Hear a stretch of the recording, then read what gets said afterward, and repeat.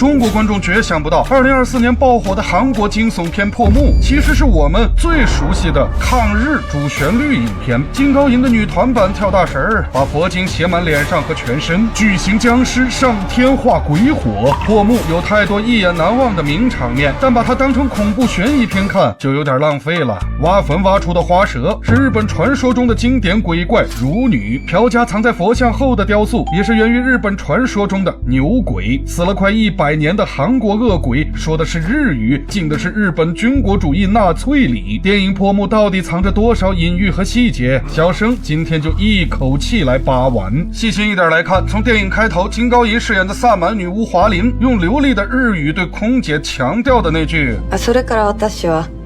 韓国人です就已经锁定了全片的题眼。萨满文化在中国东北盛行，而东三省与朝鲜半岛接壤，